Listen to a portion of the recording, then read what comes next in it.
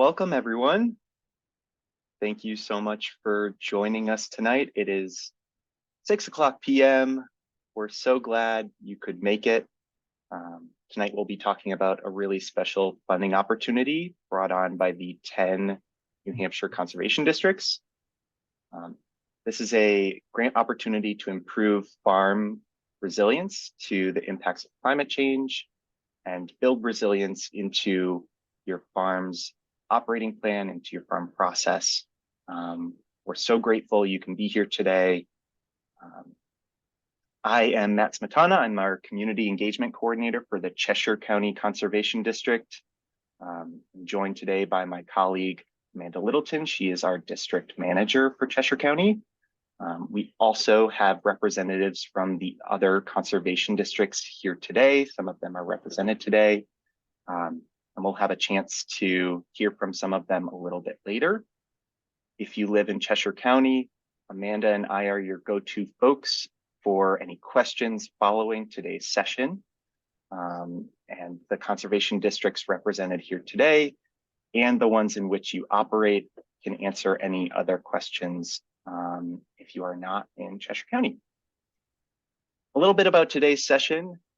We have some slides that run through the grant opportunity, some of the funding eligibility, projects that can get funded, what that grant application looks like, and some things to know when you're applying to the grant. And we'll be having a time for any of your questions at the end of this session. So please make a note of what those questions are, and we will be doing our best to cover them at the end. There's a chance that we'll actually answer your question throughout the session. So we encourage you to, make a note and we'll get to it in the future. Amanda is covering the chat. So if you have something that you just want to spit out into the world, she will keep an eye on that. And we'll be covering the later half of today's session. So thank you so much, Amanda. I'd like to let you know that today's session is being recorded. So you probably received a little blurb when you joined on that said, hey, this is being recorded. That's because some folks will not be able to make it tonight, and we want them to have the opportunity to listen in and gain the insights that you all will have today. So that will be up on your conservation district's website or linked on that website. So you can find it for future reference. And without further ado, let's see if we can make it. We'd like to hear from you. We'd love to hear about why you're here today. We'd love to hear your name, what farm or organization you're representing, the town and county in which you operate, why you're interested in this opportunity, and how you heard about this grant. Amanda, well, let's get volunteers from the crowd. If you aren't comfortable sharing, that's totally okay. If you are comfortable, we encourage you to join on and selectively come off mute and speak up. I'm Dave Fellows, Deer Hill Farms. It's in Hinsdale, New Hampshire, Cheshire County. And I've heard about this grant opportunity through the newsletter from Cheshire County Conservation District. Henry Ahern from Plymouth, New Hampshire, Bonnie Bray Farms, and I'm also an associate supervisor for Grafton County Conservation District.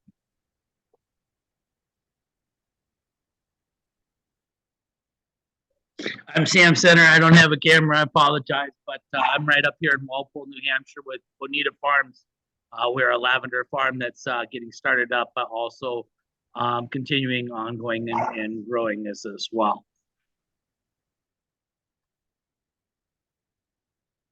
Hey everybody, I'm Julie. I'm from Sweet Beet Farm, which is part of the Kearsarge Food Hub in Bradford, New Hampshire. We're a diversified organic veggie farm.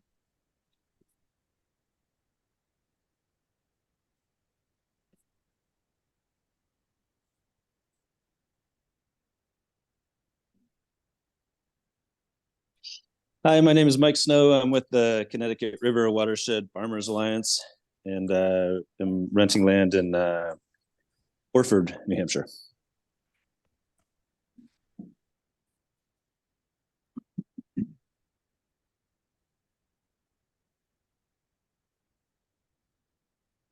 Awesome.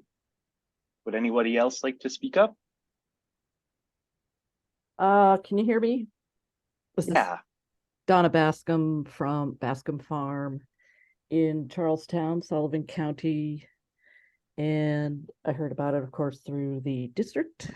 And I'm interested because last summer was not a great summer as far as weather goes. And there's lots of things I could do with infrastructure. Thanks. Thank you, Donna. Hi, this is Judy and Pierre. We're in Northfield, New Hampshire, Merrimack County. And we heard through I think an email that came through. Crossville Farm, small diversified farm. We're just curious, yeah, what can help us with the change in weather? Thank you, Judy.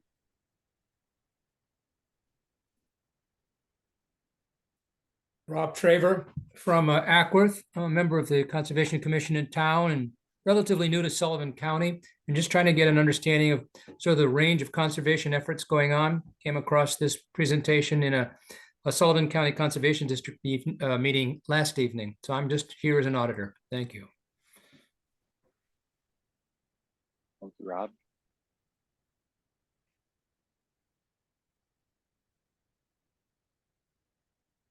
Awesome. Anybody else?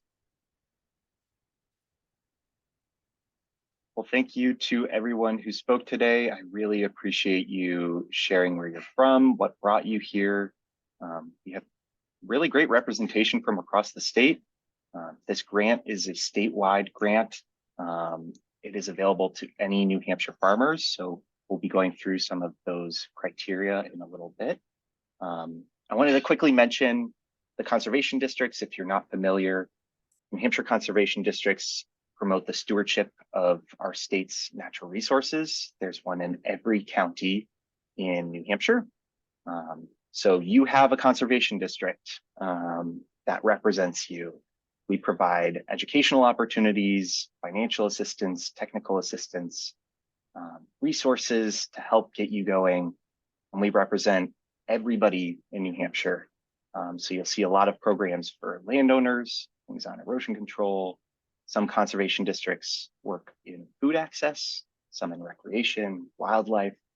And today we're talking about farm viability and the resilience of farms. So we cover a broad suite of topics, and I highly encourage you to check out your local conservation district because there's a good chance outside of this grant that there's something for you through your district. But we're here to talk about the Climate Resilience Grant. And like a few of you mentioned, the changing weather patterns, changing climate has been extremely difficult for everybody in New Hampshire, in the United States, but in particular, folks who work off of the land. And you, our farmers, are in it day in, day out. And to go from a prolonged drought to deluge almost immediately has put extreme pressure on the land, extreme pressure on you as someone who's working with the land and stewarding land. And so this grant is a way of supporting and empowering local farmers to build resilience. We recognize this as a need in New Hampshire, one that's not currently being fully met by federal programs. And so the way that we're looking to promote resilience through this grant is by reducing the impact of agriculture and climate change through greenhouse gas emissions reduction and carbon sequestration, and by increasing the resilience of New Hampshire farms in a changing climate while meeting your farm's conservation goals and needs. We'd like to say that this grant program was designed with a high level of farmer input, and you'll see that throughout today's conversation. Most of the projects outlined cover some aspect of farming, and there's a good chance that you have some of these needs that could be addressed by the grant. This grant is looking to meet the most pressing needs of farmers. We also worked in close partnership with other conservation partners, service providers, to ensure that this program fills gaps, like I said, that are not being met by federal funding. So who's eligible for this program? Well, if you operate in New Hampshire, you are eligible for the New Hampshire Conservation District's Climate Resilience Grant. Eligible farms must have been selling direct to consumer or through wholesale markets for at least 2 years. Farms must have secure access to land on which the operator is farming. If leasing, the lease must be in writing, have a long-term contract to see the proposed improvement project take place and a return on the investment of the project. And to receive funding, a farm must operate in compliance with all applicable federal, state, and local regulations. So we'll go through some of the projects that are eligible. That's the exciting part. You probably have something in mind already. And like we were saying before, these projects or categories are based on farmer input. So farmers discussed what they were looking to see, and the New Hampshire Conservation Districts are requesting proposals from farms who seek funding to make investments in the following areas.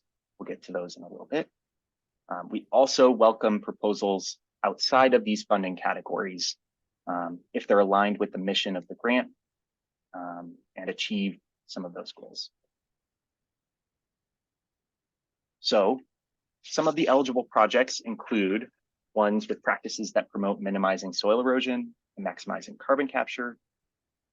So this includes cover cropping, transitioning to reduced or zero tillage, installing mulching, installing windbreaks or buffers, purchasing and utilizing equipment and materials to promote healthy soil practices, transitioning to a rotational grazing system, crop rotation, fixing gullies, soil and nutrient management, testing, carbon monitoring, soil sensors.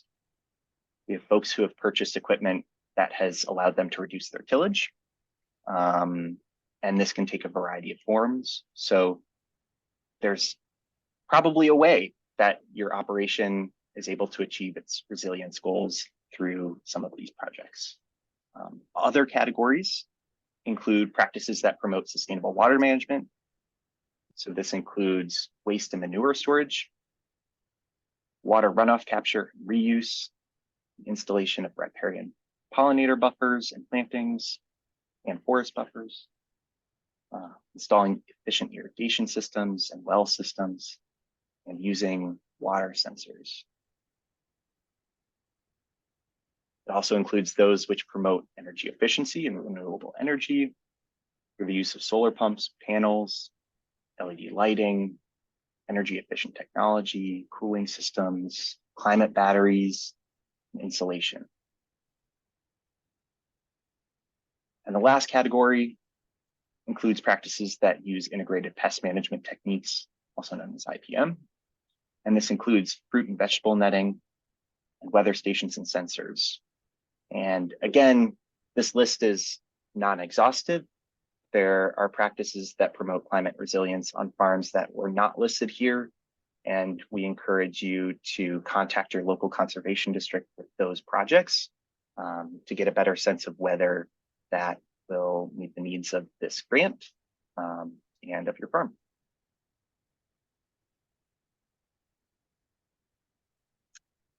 One second.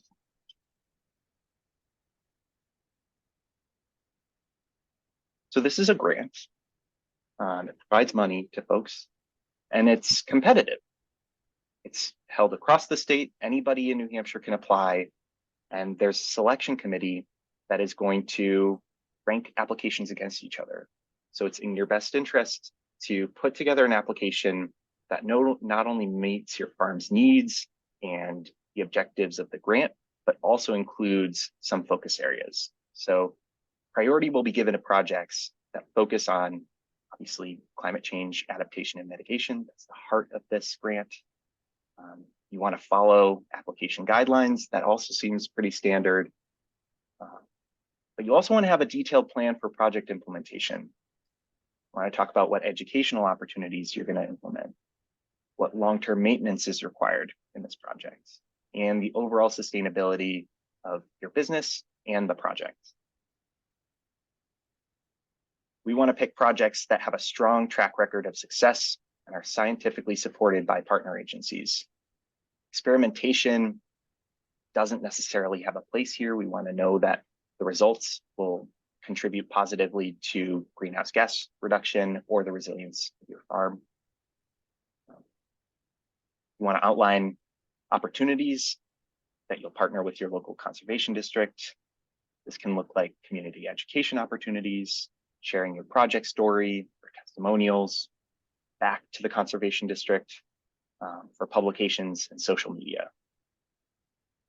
We also want to see what opportunities might be available to partnering with your district to monitor your projects over time and assess project implementation and results for research into the future.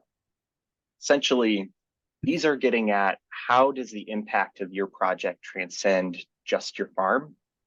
We want these opportunities to be a way that other farmers, your peers, can learn and see what you're doing and want to implement some of these projects themselves. The goal of this grant is to implement resilience on a statewide level. And so more folks that are implementing these projects, the better. And you have an opportunity to have your farm heard, your voice heard, and we want to hear how that can be done. So I'm going to turn this over to Amanda. She's going to be talking a little bit more about the grant application and some of the specifics that you'll want to include. Without further ado, I'll turn it over to Amanda. Great, thanks, Matt. I appreciate that. So I'm Amanda Littleton with the Conservation District for Cheshire County. On the next slide, Matt, if you don't mind switching. I'm going to be talking about what the funding allows for. So the following costs are allowable with the grant. So that's practice implementation. So talking about your material costs, any of the services that you might be interested in hiring in if you need architectural or engineering for your project to be successful. Any direct expenses related to your project are eligible. Equipment can be purchased with these funds. We encourage that equipment to be new if you're utilizing these funds. If that's not an option, or if a preference is for a used piece of equipment, that is certainly something that we're happy to talk to you about. We just want to make sure that the lifespan of a used piece of equipment is going to justify that investment. That it's going to make sense. It's going to have a long-term positive impact for your farm and not end up being a great deal of maintenance costs or a burden for your farm moving forward. Some technical assistance costs can also be covered, and consultant and legal services as needed for certain projects.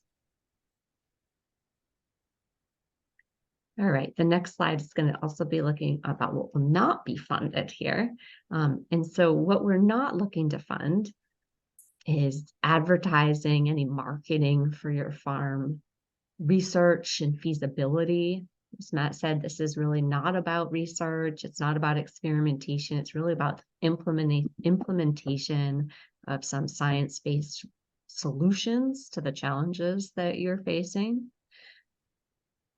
Anything that's not going to be a clear path for us to be able to see as reviewers that shows that you are being led to a more climate resilient farm, basically, through adaptation or mitigation. So we want to be able to see sort of like whatever's being put into that budget has a clear reason, a connection to your project, and is helping you achieve your goals. This is an important one here at the bottom. Projects that have already been installed. We're not seeking to pay for things retroactively. So if you did something a year, 2 years ago, and you're like, it was a huge help, it was a great adaptation or mitigation project for my farm, that's awesome. Kudos to you.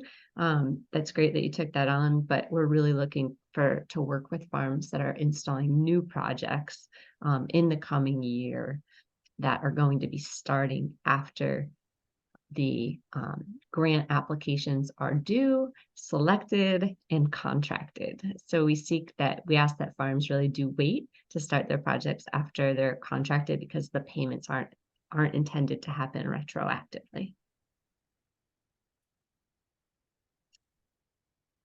So how does the funding work? Well, the grant can provide each farm up to $10,000. That's the cap per farm for a grant year. Of those costs, so of the total cost of your project, this grant can cover up to 75% of it. We ask that the farm has a match of about 25% of the project at minimum. So if your project, the total cost is $10,000, that's the total cost. Your farm, you could ask for $7,500 for your project, and your farm would be responsible for the other 25% of the cost. There's 2 different funding pools, as Matt had mentioned before. We've got one on energy focus, energy efficiency and renewable energy, and one on more regenerative or ecological practices, looking at soil health, water quality, water efficiency, and integrated pest management. All right. So the timeline for this, proposals are due on February 1st. Over the course of February and March, each county has a review panel that's going to be looking at the grants that are submitted at the county level and going to be reviewing them and deciding which one are the most competitive and have the most positive impacts for their farms. And those ones that rise to the top will be selected. All farms are going to be notified either way around the March 31st funding decision. And just so you know, I don't think we had covered the dollar amounts yet in this, but I think it's of interest. Across the state, there's about $300,000 available for grants. So each county has $30,000 available. And those selection committees are put together and staffed by the county conservation districts in each county. So that really helps to make sure that local needs are being addressed and the county districts really better understand what those needs are from folks. So that way, even if it doesn't get funded through this project, it's great for us to better understand what those needs are. So it helps influence and guide future programming and services for the conservation district. All of the grant activities need to be complete by December 2025. So that means if your project is successful and selected, you have about 1.5 years, a little over 1.5 years once you are notified, your contract is in place to get the work completed. We wanted to make sure that we heard from farms that, you know, sometimes, well, the weather can be a challenge. And so we wanted to make sure that you had 2 full field seasons to be able to implement and complete your project successfully without having to ask for an extension or anything like that. All right. So award documentation. So if you are selected for funding, there is going to be some additional documentation that's asked for. We're going to have a contract that is signed.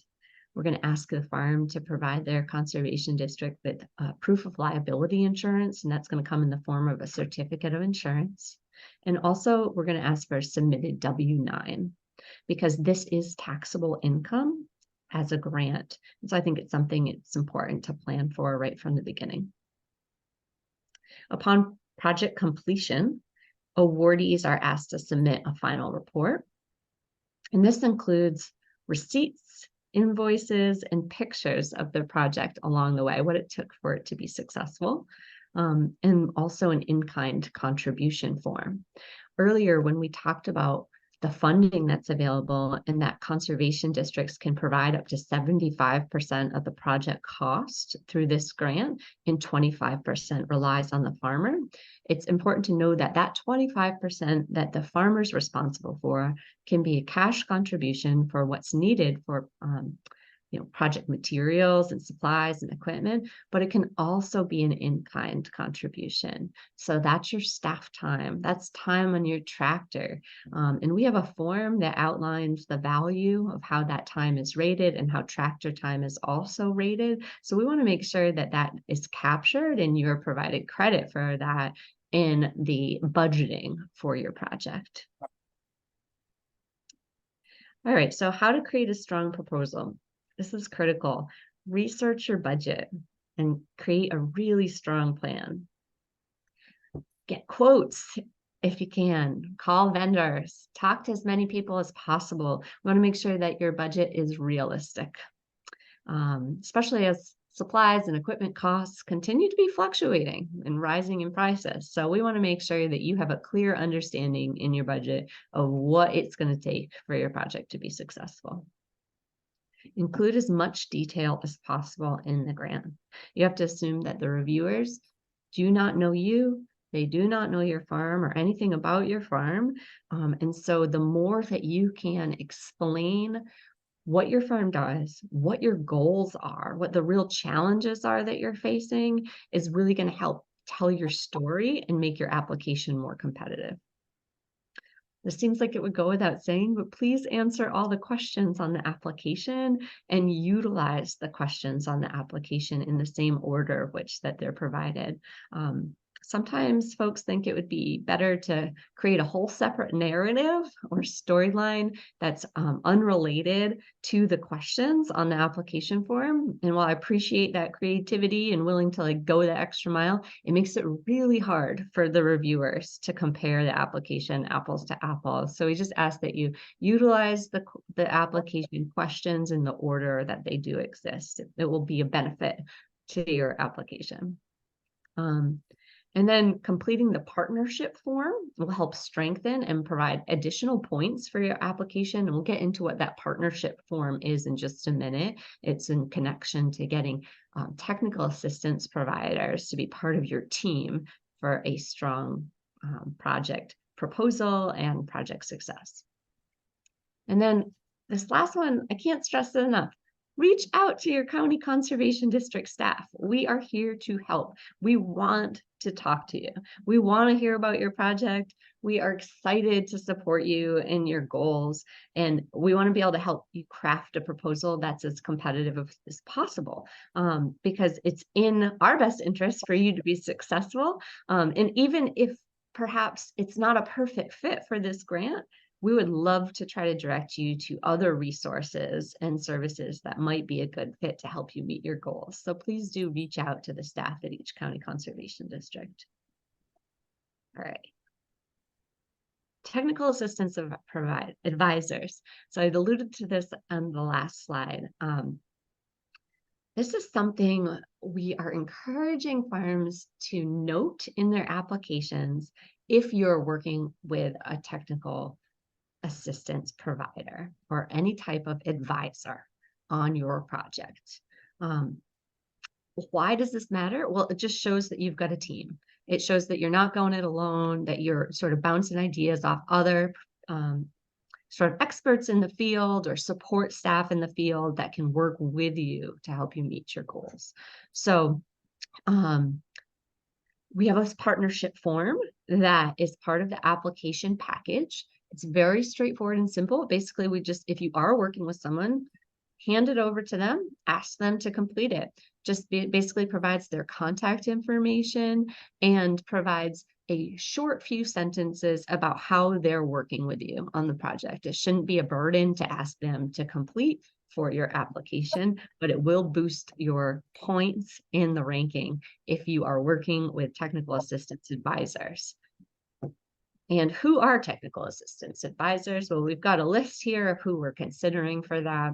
So if you're already working with someone from the USDA Natural Resources Conservation Service, and they're providing you with guidance on an irrigation project or a season extension project, great. Put them down. Your planner is the person that you want to be giving that partnership form to. If you have a great relationship with your cooperative extension agricultural educator in your county, that is the person that we would love to have the partnership form completed by, to show that they're also in your corner and working with you for your project to be successful. One of the NHACD conservation planners can also serve in this capacity, or a private sector crop advisor is a great resource as well, especially if your project is looking at soil health. There's others like the National Center for Appropriate Technology. If you've got an energy project, the Lakes Region Community College New Hampshire Rural Renewables program is a great resource.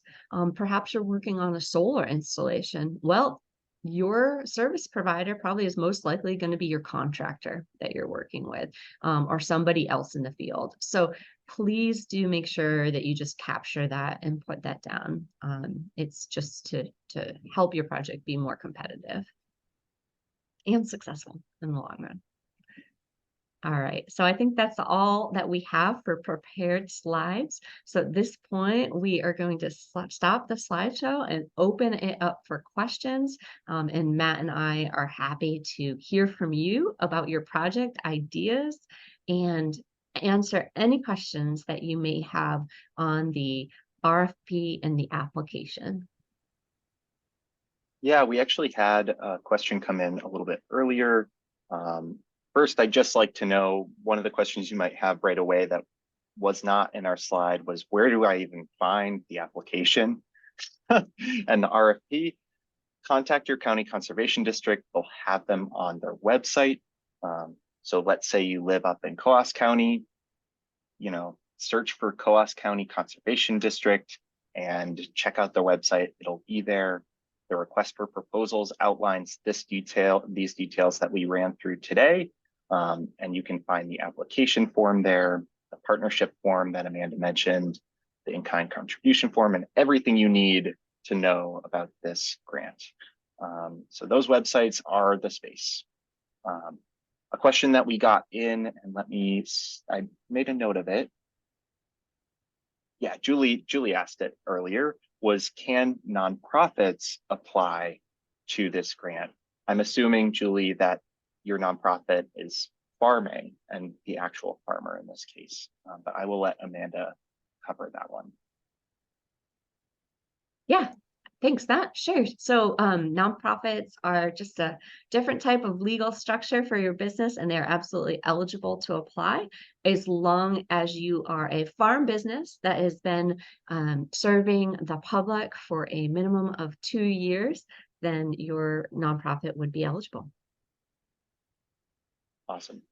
One thing that we've seen in previous applications that have been successful is this grant being paired with federal funding. So let's say a federal project covers a certain amount of the costs of that project. You can pair the Conservation District Climate Resilience Grant with those federal funds together. We've seen that be really successful. It shows that you're working with that service provider, that you have a solid plan down, and just need that extra financial assistance. Amanda, do federal funds count as part of a 25% match, or is that on the farmer themselves? Yeah, absolutely. So the match of the 25% can come from the farmer, federal grants, state grants, or anywhere else, really. We just want to be able to see that you got a combination of at least 25% coming from your own farm or somewhere else. So we really do encourage that. A lot of times there's gaps, right? If you're an equipped participant with NRCS, Those are excellent programs, but sometimes the payment rates just don't meet the reality of the costs for the farm.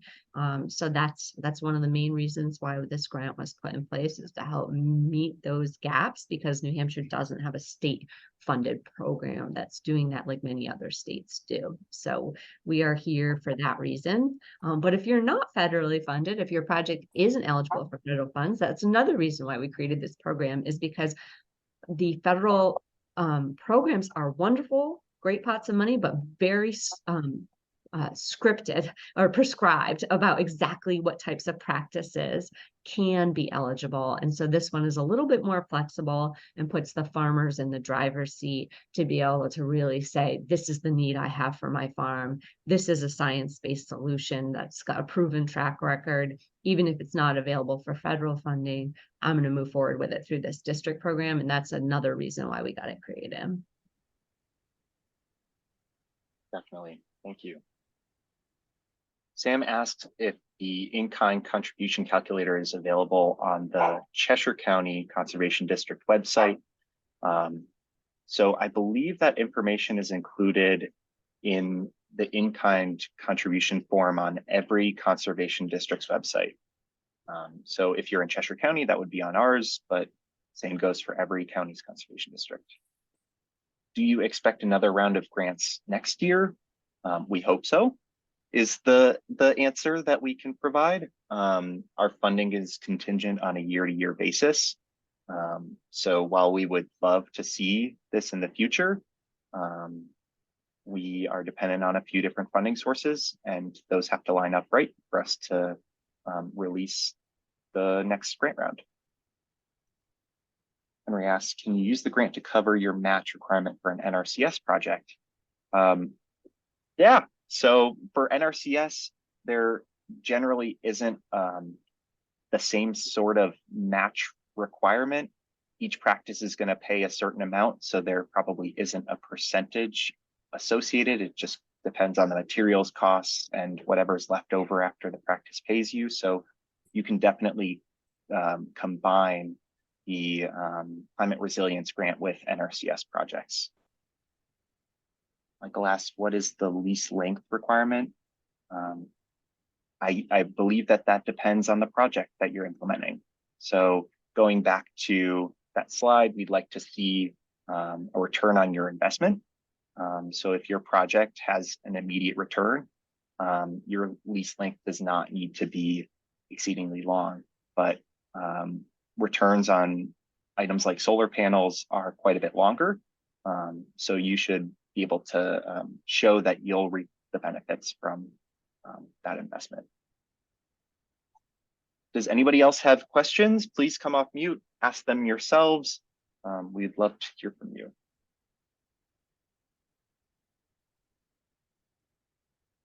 I know most folks are asking in the chat, so maybe there isn't anything, but did we answer everything for you? Are you feeling comfortable? Oh, Henry, yeah, jump in.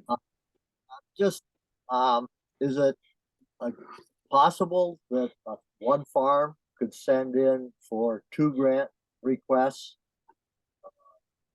for 2 different projects within the same farm?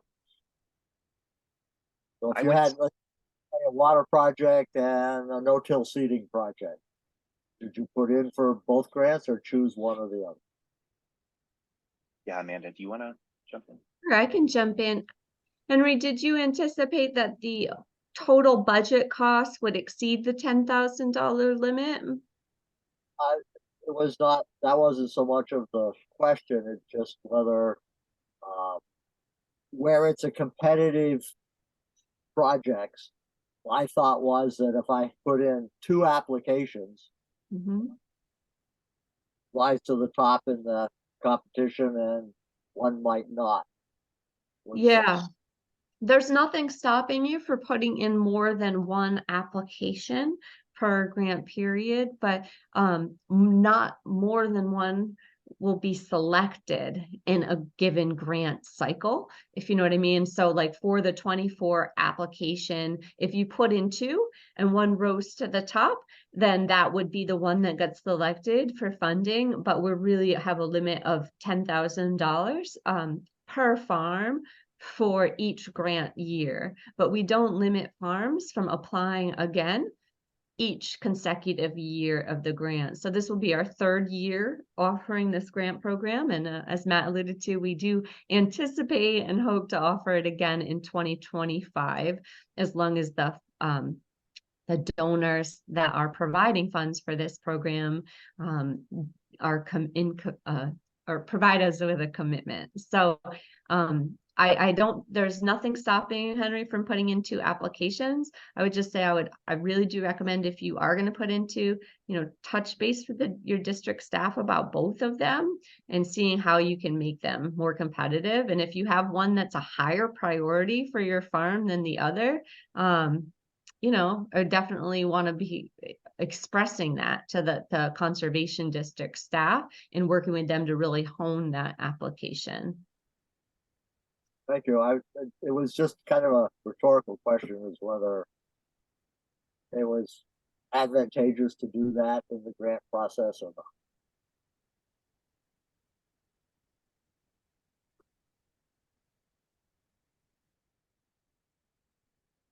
Great. Anybody else?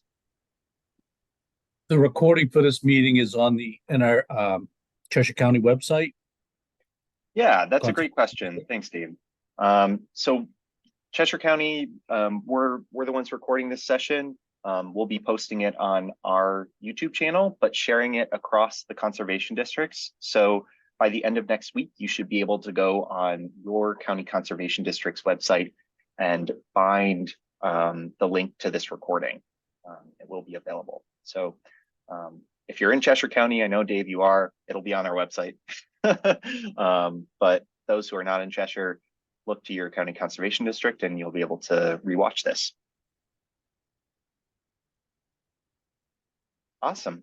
Well, without any other questions, thank you all so much for joining us. We really appreciate your inquiries and your enthusiasm over this opportunity, and can't wait to hear from you. Thank you. Thanks so much. Thank you. Take care.